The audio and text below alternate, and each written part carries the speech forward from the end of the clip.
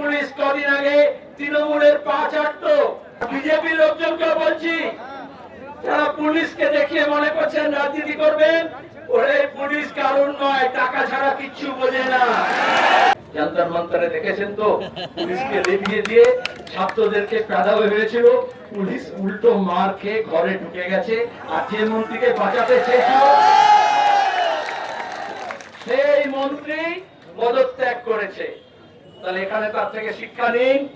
Advocate Sayan, তার সঙ্গে আরো অনেকেই, কয়েক ডজন, একেবারে আলিপুর থেকে, বারুইপুর থেকে, আলিপুর থেকে হাইকোর্ট, দরকার হলে সুপ্রিম কোর্ট পর্যন্ত। এই লড়াই হচ্ছে আইনের লড়াই। আমরা আইনের পক্ষে আছি। আর পুলিশ আইনের ভুল প্রয়োগ করছে।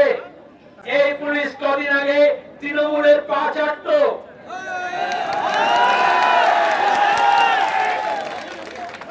আর বিজেপি লোকজনকে বলছি, যারা পুলিশকে দেখিয়ে মনে করছেন রাজনীতি করবেন, ওরে পুলিশ কারণ নয়, টাকা ছাড়া কিচ্ছু বোঝে না।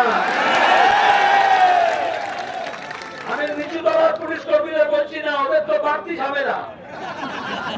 ওই ডিজি পুলিশ ছিল না, এখন তৃণমূলের এমপি হয়েছে, ওই রকম কয়েকজন আইপিএস অফিসার, কখনো ডিএসপি হয়, কখনো এসপি হয়, কখনো আইজি হয়, ডিআইজি হয়। আর আসলে মাইনে থেকে উপরি রোজগারের জন্য আর রিটায়ারমেন্টের পরে কি সুযোগ পাবে তার জন্য আইন না মেনে মুখ্যমন্ত্রীর পা চাটে।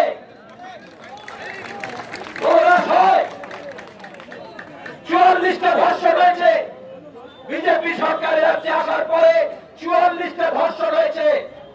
অথচ সবাই মনে করেছিল মমতার আমলে ধর্ষকরা আস্কারা পেয়েছে, তৃণমূল যাবে, ধর্ষণ বন্ধ হবে।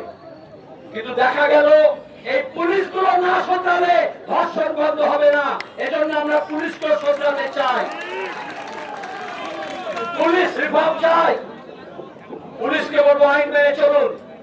আচ্ছা, এই যে আমরা মিছিল করছিলাম, পুলিশের বুদ্ধি হবুন। আমি ভালো কথা বলবো, খারাপ কথা কেন বলবো চালাতে? আমরা আজকে মিছিল করে শেষ করে বাড়ি চলে যেতাম, মেঘ আছে, বৃষ্টি আছে, তাড়াতাড়ি চলে যেতাম। ওদের বুদ্ধি হলো রবীন্দ্র ভবনের সামনে আটকে দেবে। আমরা ভালোই হলো, রবীন্দ্রনাথ বলে গেছেন, তাই তো? এটা রবীন্দ্র ভবনের না সামনে যদি নজরুল ভবনের সামনে দাঁড়াতো, তাহলে নজরুল বলে গেছেন। রবীন্দ্রনাথ কি বলেছেন? অন্যায় যে করে আর অন্যায় যে সহে, তব ঘৃণা যেন তারে তিন সম দহে। সুতরাং আমরা অন্যায়কারীদের বিরুদ্ধে, আর অন্যায়কারীদের যারা প্রশ্রয় দিচ্ছে তাদেরও। আর আমি আমাদের যারা বিজেপির তৎকাল বিজেপি হয়েছে, রাতে তৃণমূল ছিল, সকালে বিজেপি করতো, এখন আগে তৃণমূল ছিল, এখন বিজেপি হয়েছে। আর বিজেপি তাদের মধ্যে আবার গুন্ডা, বদমাশ, ধর্ষক, তোলাবাজদের মধ্যে ভালো তৃণমূল আর খারাপ তৃণমূল খুঁজছে। আমরা কিন্তু পুলিশের মধ্যে ভালো পুলিশ, খারাপ পুলিশ খুঁজছি না। আমরা শুধু তখন বলেছিলাম পুলিশ তুমি উর্দি ছাড়ো, তৃণমূলের ঝান্ডা ধরো। এখন কি আমাদের বলতে হবে পুলিশ তুমি উর্দি ছাড়ো আর বিজেপি ঝান্ডা ধরো? এখন আমরা বলিনি। সুতরাং কোন দলের ঝান্ডা ধরবেন না, সংবিধানকে মেনে চলুন। যন্তর মন্তরে দেখেছেন তো, পুলিশকে দেখিয়ে দিয়ে ছাত্রদেরকে পেঁদা হয়েছিল, পুলিশ উল্টো মার খেয়ে ঘরে ঢুকে গেছে। আর যে মন্ত্রীকে বাঁচাতে চেয়েছিল সেই মন্ত্রী পদত্যাগ করেছে। তাহলে এখানে তার থেকে শিক্ষা নিন। মানুষ কিন্তু যাচ্ছে, তাকে আর হিন্দু মুসলমান করে ভাগাভাগি করে, বারুইপুরেও কিন্তু আগুনের খেলা খেলেছিলেন মুখ্যমন্ত্রী স্বয়ং, আরএসএস, বিজেপি, এবং তাতে পুলিশেরও মদত ছিল। দুর্ভাগ্যক্রমে খেলার মাঠে একজন খুন হয়েছিল, তরুণ, সেটা অন্যায়। তাহলে খুন হলে অপরাধীকে খুঁজতে হবে, শাস্তি দিতে হবে। সেটাকে নিয়ে হিন্দু মুসলমান কেন করবেন? আজকে যন্তর মন্তর দেখিয়েছে যে দিল্লিতে হিন্দু মুসলমানের, শিখের নামে এত কিছু হয়েছে। হিন্দু, মুসলমান, শিখ, হরিজন, ব্রাহ্মণ, মহিলা, পুরুষ, অল্প বয়সী, বেশি বয়স্ক, সবাই এক জায়গায় দাঁড়িয়েছে।